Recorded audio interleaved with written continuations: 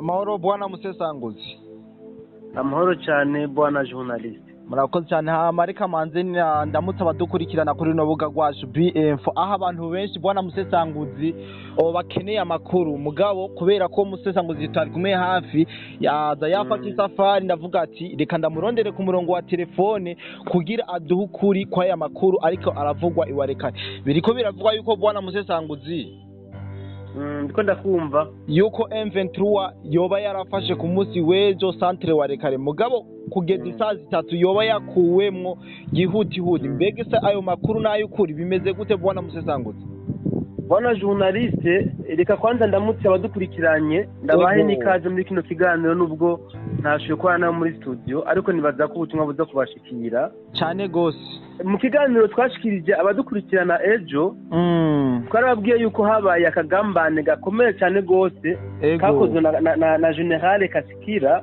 warasanzwe ari komanda w'ingabo ngaho muri wari hariya muri Warikare ibyo rero bikaba byatumye abawazarendo benshi bidoga amaborogo yabo ndetse akaba yarumviswe hagaca habaho changement immédiat nukuvuga baca muhindura General Kasikira bazana uwundi mu komanda yaje ava Bunia uyu rero yaje ava Bunia numukomanda kabisa abishoboye cyane gose kandi ni ndobere ni nuwakera kuko yarasanzwe akora kano kazi ku ntwaro ya Mobutu uyu rero aho ashikiye mu karere yaciye yotorizaho ko hakorwa ibitero bikomeye cyane gose ku ngabo za M23 na RDF ku buryo amakuru dufise bahagurukije kuko 2025 iratikiza ingabo za M23 na RDF yari zimaze gushika muri kajya karere ayandi makuru bwana journalist no kumenyesha nuko aba M23 bakimara gushika muri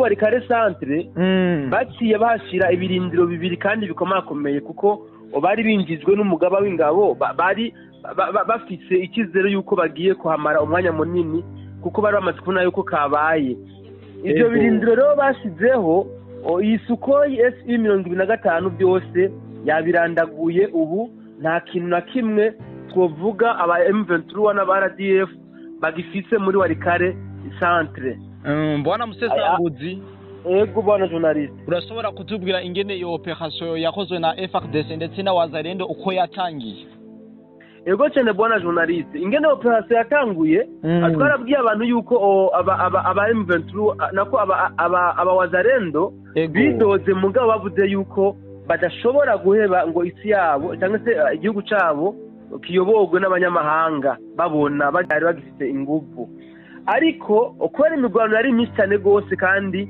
yari kibera mu makartier mu bene gihugu ahantu hari abene gihugu bobo bakoze ikintu bita repris tactique no kuvuga barasubiye inyuma kugira ngo aba M23 n'aba RDF nibaguma bakoresha ibigwanisho biremereye kugira ngo ntibihitane abene gihugu komsa bamaze gusubira inyuma rero niho uyu mukomanda mushasha yajava Bunia agishika yaciye yorganiza abawazarendo bwana journaliste umwazarendo twavuganye atubwiye ngo uyu mukomanda afise ubuhinga buteye ubwoba yashoboye kutworganiza ku buryo aba M23 tubashira hagati mu kanyisase tutangwa rero kubasekura nkakujya wana ududu buri mu isekuru bwana journaliste kujya kubakubita umuhini ngo nikujya ngo twariko turabasatagura kabisa tuko turasekura nk'ubududu mu isekuru nibaza ko naguhaye amafoto bwana journaliste wayampaye cyane gose uhaguyereka abaza kuyagusaba urabona ko aba M23 n'aba RDF baba bambaye ama antibare so kwaje amafoto urabibona mugabo aba bahungu wazarendo ingene batumbereza bagakubitana bataka antibare mwana wa mama ibintu bisize n'ubwenge aha rero inkuru ihari nuko muri Warikare huzuye ibiziga byaba RDF na M23 ku rugero ruteye ubwoba hariho n'umwe gihugu twavuganye asanzwe ari muri Ruvunge ya Kembe apana iruvunge yo ngaha muri plaine ni Ruvunge ya Kembe we yatubwiye ngo jewe ivyo niboneye n'amaso yanje nuko hafashwe mpiri aba RDF na M23 50 abandi kabisa ngo benshi bapfuye waba baca barabashorera kuvuga bagenda babarasa babasubiza inyuma iyo baje bazanana. We yatubwiye ko bari bageze iwabo mu karere k'iwabo ahabita nako hafi iwabo hakugiye iwabo ahabita ngo Ikembe, ni ukuvuga muri Ruvunge y'Ikembe niho imigwano yariko irabera muri ako kanya gaheze. Ego hariho iyindi nkuru yo bwana journaliste no kubwira. Ego aba M23 bamaze kubona ko basugerejwe ibitero bya suko ikubita ama connection ari karacika bwana Musesanguzi, ama connection ntizimeze neza, subiramwe. Nari nakubwiye ni hariho ikindi kintu cyabaye.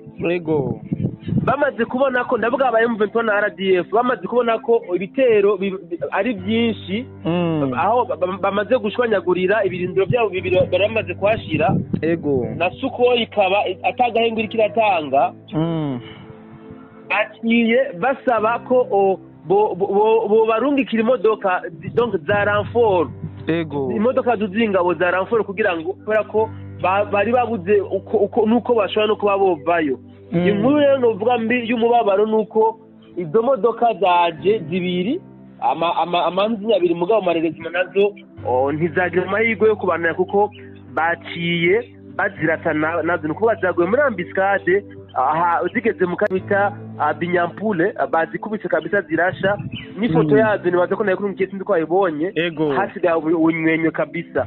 Kuvuga rero kano kanya ego Warikare nta mu M23 ayirimo kabisa, usibye kumbure aboba abanyegiye mu mashamba kubera umuriro mwinshi biranga ko bishira ahabona nabijya biziga bisanzwe byabonekanye hajya muri Warikare. Ubundi nta muntu n'umwe mu M23 yiyemera twovuga ashobora kuba bari kararasa asanzwe ari muri Warikare muri kano kanya. Bwana Musesanguzi, turiko turabona amafoto menshi cyane y'ibiziga by'abasirikare ba M23 bashoboye gusiga ubuzima mw'ico gitero cyakozwe na Wazalendo ngaho muri centre wa Warikare. Ariko ntiturashoka kumenya igitigiri cy'abo bahasize ubuzima kugira donc abadukurikiranye bamenye uko ibintu vyifashe. Bwana journaliste, igitigiri kiragoye kumenya kuko nanje nakibajije. Bambwiye ngo natwe gushika undi turaza kwegeranya ibiziga ni kuko hariho ngo abahambwe navyo imodoka bitera amabombe amwe aca zungurutse ugasanga abantu bibahambye babona. Hariho n'abandi rero bagiye baragwa mu mashamba atandukanye kubera ko Sukoyi imaze kuguturira ibirindo bari barimwo bashwiragiye ikigumira yakurikira ibakubitira iyo bagiye birukira. Ukuvuga ngo gushika muri uyu mwanya ntibashobora kwegeranya igitigi, ntibashobora kwegeranya ibiziga byose ngo bashobore kuba bomenya igitigiri cy'abamaze gupfa. Ariko ku makuru dufite nuko hafuye ingabo nyinshi kabisa. Noneho nawe uravye amafoto naguhaye urabona ko atari bake.